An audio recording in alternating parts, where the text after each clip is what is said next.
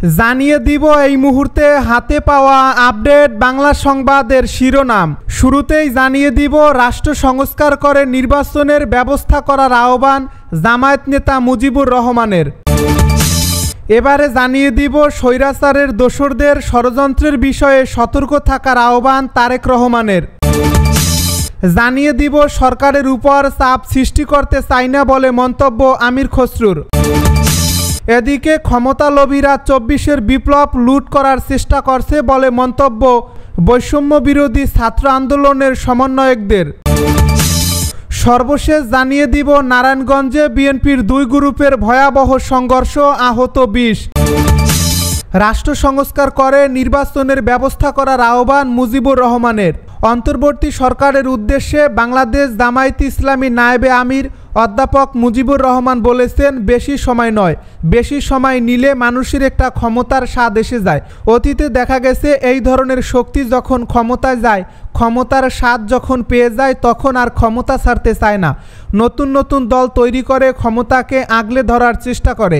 তাই বলছি, খুব বেশি নয়, 1 বছরের মধ্যেই সরকারকে সংস্কারের কাজ শেষ করতে হবে। নির্বাচনের জন্য কেয়ারটেকার সরকারের অধীনে একটা নির্বাচনের ব্যবস্থা করতে হবে। বুধবার বিকেলে রাজধানীর রমনা ইঞ্জিনিয়ারিং ইনস্টিটিউট মিলনায়তনে বাংলাদেশ আদর্শ শিক্ষক ফেডারেশন ঢাকা মহানগর দক্ষিণ আয়োজিত শিক্ষক সম্মেলনে তিনি এসব কথা বলেন। আয়োজক সংগঠনের সভাপতি অধ্যাপক নূর নবী মানিকের সভাপতিত্বে আরও বক্তব্য রাখেন ঢাকা দক্ষিণ জামায়াতের সেক্রেটারি ডক্টর শফিকুল ইসলাম মাসুদ। স্বৈরাচারের দোসরদের ষড়যন্ত্রের বিষয়ে সতর্ক থাকার আহ্বান তারেক রহমানের। ছাত্র জনতার অভ্যুত্থানে স্বৈরাচার পালিয়ে গেলেও তাদের দোসররা এখনও রয়ে গেছে উল্লেখ করে তাদের নানামুখী ষড়যন্ত্র থেকে জনগণকে সতর্ক থাকার আহ্বান জানিয়েছেন বিএনপির ভারপ্রাপ্ত চেয়ারম্যান তারেক রহমান। তিনি বলেন, চক্রান্ত হলে দাঁত ভাঙা জবাব দিতে হবে।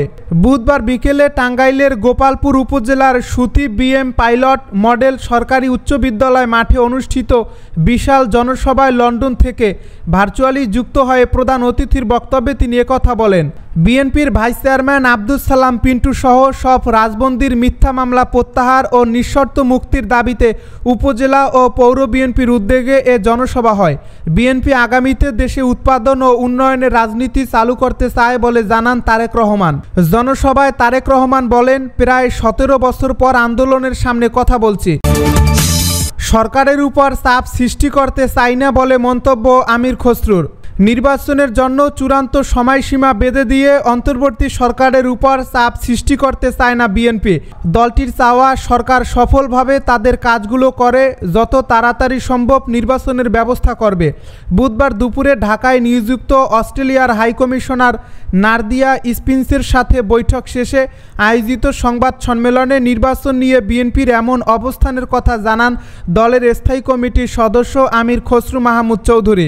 রাজধানীর গুলশানে বিএনপি চেয়ারপারসনের রাজনৈতিক কার্যালয়ে এই বৈঠক হয়। দুপুর 12:30টায় হাইকমিশনারের পতাকাবাহী গাড়ি কার্যালয়ে প্রবেশ করে। বিএনপি মহাসচিব মির্জা ফখরুল ইসলাম আলমগীরের নেতৃত্বে বৈঠকে আমির খসরুর সঙ্গে দলের আন্তর্জাতিক সম্পর্ক বিষয় কমিটির সদস্য শামা ওবায়েদ ছিলেন। অন্যদিকে অস্ট্রেলিয়ার হাইকমিশনারের সঙ্গে ছিলেন দূতাবাসের deputy head of mission Clinton পোপকে এবং প্রথম সচিব লারা অ্যাডমস। 1.5 ঘন্টা বৈঠকের পর বিএনপি মহাসচিব হাইকমিশনারকে মধ্যাহ্নভোজ আপ্যায়ন করেন। বৈঠকের পর আমির খসরু মাহমুদ চৌধুরী সাংবাদিকদেরকে বলেন, অস্ট্রেলিয়ার হাইকমিশনারের সাথে 2 দেশের দ্বিপাক্ষিক সম্পর্ক, ব্যবসা বাণিজ্য ও বিনিয়োগ প্রবৃত্তি নিয়ে আলোচনা হয়েছে। এর পাশাপাশি শেখ হাসিনার সরকার চলে যাওয়ার পরে আমরা কি ভাবছি এবং অন্তর্বর্তীকালীন সরকার কী রকম করছে, তাদের 1 মাস কেমন গেল, আগামী দিনে আমাদের কি প্রত্যাশা, বাংলাদেশের কি প্রত্যাশা ইত্যাদি বিষয়াদি নিয়ে আলোচনা হয়েছে। তিনি বলেন, এই অঞ্চলের জিওপলিটিক্স এবং রোহিঙ্গা শরণার্থীদের বিষয়ে আলোচনা হয়েছে। 2 দেশের মধ্যকার সহযোগিতা এবং অস্ট্রেলিয়ায় বাংলাদেশের অনেক শিক্ষার্থী রয়েছে, তা নিয়ে তারা কি করতে পারে সেটা নিয়ে বিস্তারিত আলোচনা হয়েছে। আমির খসরু মাহমুদ বলেন, বাংলাদেশের নির্বাচন নিয়ে আলোচনা হয়েছে। নির্বাচনের জন্য কত সময় লাগতে পারে তারা জানতে চেয়েছে। পাশাপাশি নির্বাচনী ব্যবস্থা সংস্কারের জন্য কি কি পরিবর্তন দরকার সেগুলো কিভাবে এগোচ্ছে এ বিষয়ে তারা জানতে চেয়েছে। মূলত সার্বিক আলোচনার পরে তাদের ধারণা যে যত তাড়াতাড়ি সম্ভব এসব সমস্যার সমাধানের মাধ্যমে আগামীতে বাংলাদেশে একটি অবাধ ও সুষ্ঠু নির্বাচনের মধ্য দিয়ে একটি গণতান্ত্রিক সরকারের কাছে ক্ষমতা হস্তান্তর হবে। ক্ষমতা লোভীরা 24-এর বিপ্লব লুট করার চেষ্টা করছে। বৈষম্য বিরোধী ছাত্র আন্দোলনের অন্যতম সমন্বয়ক মাহিন সরকার বলেছেন, 1971 সালের পর একটি দল ক্ষমতাকে কুক্ষিগত করে রেখেছিল। নতুন ক্ষমতালোভীরা 24-এর বিপ্লব লুট করার চেষ্টা করছে। তারা জানতো যা চায় সেই দিক না দেখে ক্ষমতার দিকে মনোনিবেশ করেছে। অথচ 24-এর বিপ্লবের মহানায়ক সাধারণ ছাত্র জনতা। বুধবার বিকেলে নাটোর নবাব সিরাজউদ্দৌলা সরকারি কলেজ মাঠে বৈষম্য বিরোধী ছাত্র আন্দোলন নাটোর জেলা শাখা আয়োজিত ছাত্র নাগরিক সাধারণ সভায় তিনি একথা বলেন। মাহিন সরকার বলেন, আমার লক্ষ্য জাতীয় ঐক্য প্রতিষ্ঠা করা, কিন্তু যারা ক্ষমতালোভী তারা আমাদের এই সুশীল কথা শুনবে না, তারা এই সুশীলতাকে শুনবেই না। আমরা যখন 5 তারিখের পরে ভাবলাম রাষ্ট্র পুনর্গঠন করা দরকার, নতুন করে ঢেলে সাজানো দরকার, তখনই ক্ষমতালোভীরা বলা শুরু করলো কালকেই নির্বাচন দেন, 3 মাসের ভেতর নির্বাচন দেন। কিন্তু 16 বছর এরা কই ছিল? সাধারণ ছাত্র নাগরিকের কাঁধে চড়ে এরা এখন ক্ষমতায় বসতে চায়। তিনি বলেন, আজকের এই সমাবেশের আয়োজন করেছে নাটোরের ছাত্র সমাজ। আমরা শুধু এসেছি মাত্র, এর সকল কৃতিত্ব আপনাদেরই। অথচ এই আয়োজন বানচাল করার জন্য এখানে হামলা করা হলো। কারা করেছে আপনারা সবাই জানেন। নারায়ণগঞ্জে বিএনপির 2 গ্রুপের সংঘর্ষ, আহত 20। নারায়ণগঞ্জের ফতুল্লায় বিএনপির 2 গ্রুপের সংঘর্ষে অন্তত 20 জন আহত হয়েছেন। বুধবার বিকেলে ফতুল্লার বটতলা এলাকায় সংঘর্ষের এই ঘটনা ঘটে। সংঘর্ষের 2 গ্রুপের লোকজনদের হাতেই রামদা, ধারালো অস্ত্র, রড ও লাঠিসোঁটা দেখা গেছে। সেই সঙ্গে সংঘর্ষ নিয়ে থানা বিএনপির সভাপতি ও সাধারণ সম্পাদক পাল্টাপাল্টি একে অন্যদের দোষারোপ করেছেন।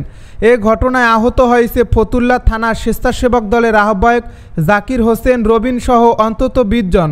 বিএনপি নেতাকর্মীদের সঙ্গে কথা বলে জানা গেছে, সন্ত্রাস, নৈরাজ্য ও চাঁদাবাজ প্রতিরোধে একই ব্যানারে ফতুল্লা ইউনিয়ন বিএনপি ও ইউনিয়নের 5 নম্বর ওয়ার্ড বিএনপি একই সময়ে মিছিল বের করে।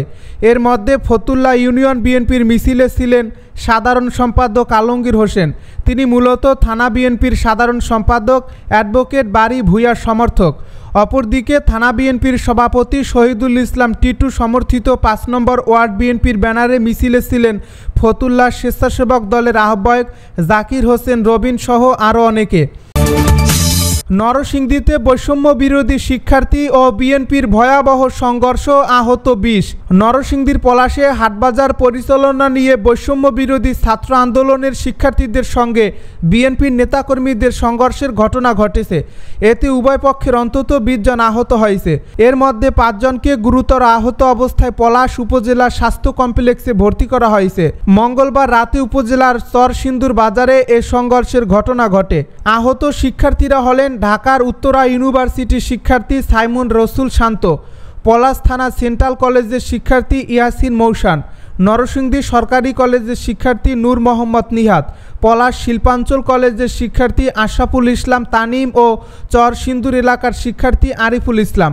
পুলিশ ও এলাকাবাসী জানায়, গত কয়েকদিন ধরে স্থানীয় চরসিন্দুর বাজারে কলার ও পশুরহাট পরিচালনা নিয়ে বৈষম্য বিরোধী ছাত্র আন্দোলনের শিক্ষার্থীদের সঙ্গে ইউনিয়নের বিএনপির কিছু নেতাকর্মীদের বিরোধ চলছিল।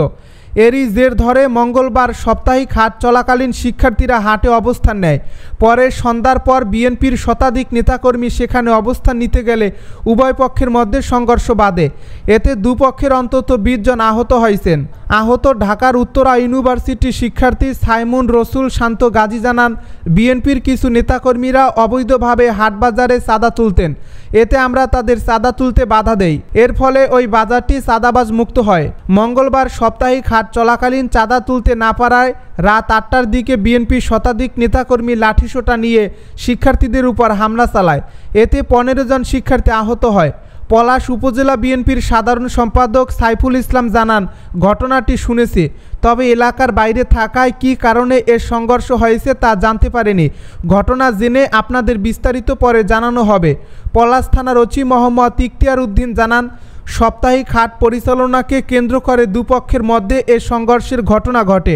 খবর পেয়ে পুলিশ ঘটনাস্থলে গিয়ে পরিস্থিতি নিয়ন্ত্রণে আনে।